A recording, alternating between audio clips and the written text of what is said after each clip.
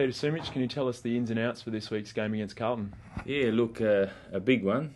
Sanderland's out, John Griffin in for him, and Nat Fife will be in, and the unlucky one there is Subin, who Nick will go back to Claremont and find a little bit more touch.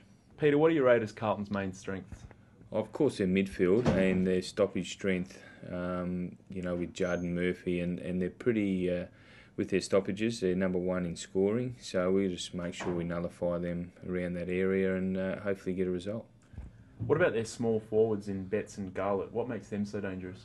Oh, just their pace. They seem to get up the ground and leave plenty of space behind. And once Carlton win it from the stoppage, they normally kick it in a course long and they're scooting onto it towards goals. So we just got to watch that. That's why stoppages are so important this week.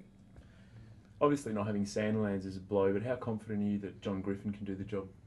Oh yeah, look, he's had good form in the waffle for East Fremantle, and he's a real bulky type of player. And look, we could have gone with Kepler Bradley, a little bit smaller but a little bit leaner. But we thought with John with Cruiser, it's probably a good matchup. So we think he'll go very well and acquit himself. Will Zach Clark continue to play the same role up forward that he has been playing with Sandy in the side?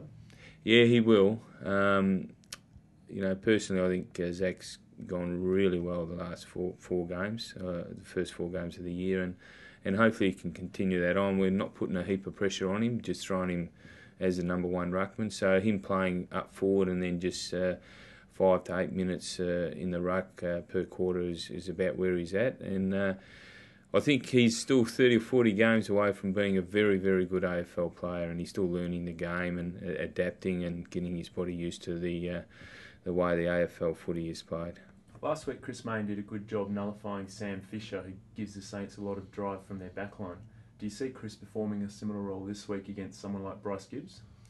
Yeah, look, if Gibbs plays across half back, they always want to try and free him up, and we'll just make sure, of course, that you don't want him just running around by himself, and I've experienced that before where he's had 40-odd possessions. So, we don't want him having 40 possessions tomorrow night. So I've got no doubt that we'll just be wary of him, but I couldn't see him running around by himself too often.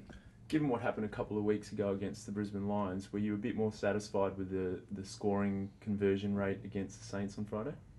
Yeah, look, we were, and it was a different type of game, and, that Brisbane game was a really slow game, and we had plenty of entries. They didn't, so most of their players were in our forward 50, so it just made it harder for us to actually score goals. Whereas on the Friday night against the Saints, it was a bit more free-flowing, and we were able to link up and switch the ball and get it inside 50 and got a result kicking goals. So hopefully we can do that this week a bit more, and especially at a home game, we want to make sure we kick a good score for the crowd. Thanks, Peter. No worries, thank you.